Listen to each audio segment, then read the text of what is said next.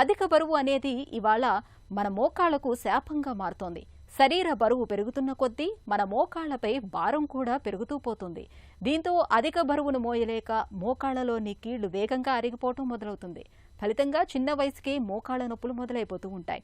ఈ నేపథ్యంలో అధిక బరువు, స్థూలకాయం బారి నుంచి మోకాళ్లను కాపాడుకునేందుకు ఏం చేయాలో, బరువును వదిలించుకునేందుకు జీవనశైలి అలవాట్ల విషయంలో ఎలాంటి జాగ్రత్తలు తీసుకోవాలో డాక్టర్ని అడిగి ఇప్పుడు తెలుసుకుందాం. అధిక బరువుతోటి ఏం ప్రాబ్లమ్స్ వస్తాయంటే, ఓవరాల్గా మన బరువుతోటి మనం నడక, మన చేసే పనులు తగ్గిపోతాయి. దాంతో ఏమవుతుంది, మన కండరాల స్ట్రెంత్ కూడా ఆర్ బలం తగ్గుతుంది. మన కండరాల బలం తగ్గి కొలిది జాయింట్లో మోకాళ్ళలో ఫోర్స్ అనేది పెరుగుతుందన్నమాట.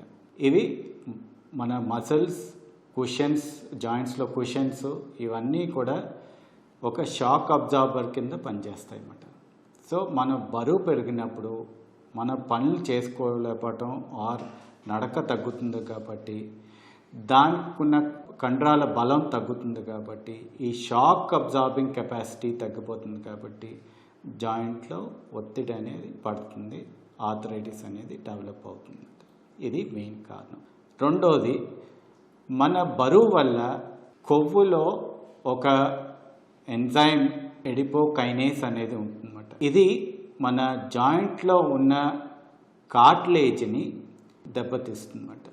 అందుకనే ఆర్థరైటిస్ వచ్చే అవకాశాలు ఉంటాయి. సో చాలామంది అడుగుతారండి, ఏమనంటే మోకాలు నొప్పులు ఉన్నాయి, ఇప్పుడు నేను బరువు ఎలా తగ్గగలుగుతాను ఆర్ అదుపులో ఎలా ఉంచుకోగలుగుతాను, ఎందుకంటే నేను మార్నింగ్ వాక్కి వెళ్ళాను, జాగింగ్కి వెళ్ళాను అని చెప్తూ ఉంటారు.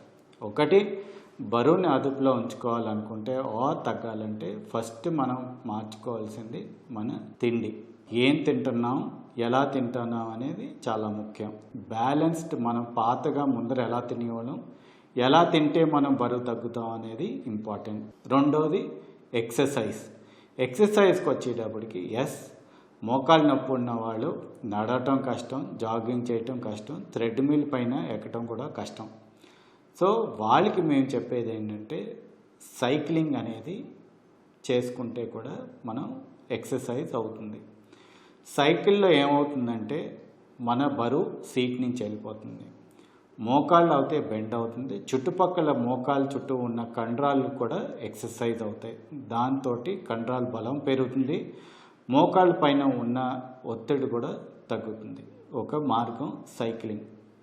రెండో మార్గం స్విమ్మింగ్లో ఏమవుతుందంటే మన బరువు అనేది బాగా నీళ్ళల్లో దిగిన వెంటనే తగ్గిపోతుంది. సో దానివల్ల మన మోకాళ్ళ పైన ఒత్తిడి తగ్గుతుంది. స్విమ్మింగ్ అనేది, ఈత కొట్టడం అనేది హోల్ బాడీకి ఎక్సర్సైజ్ కూడా జరిగిపోతుంది. సో ఈ రెండు మార్గాల వల్ల మనం ఎక్సర్సైజ్ చేసుకోవచ్చు, బరువు కూడా తగ్గవచ్చు.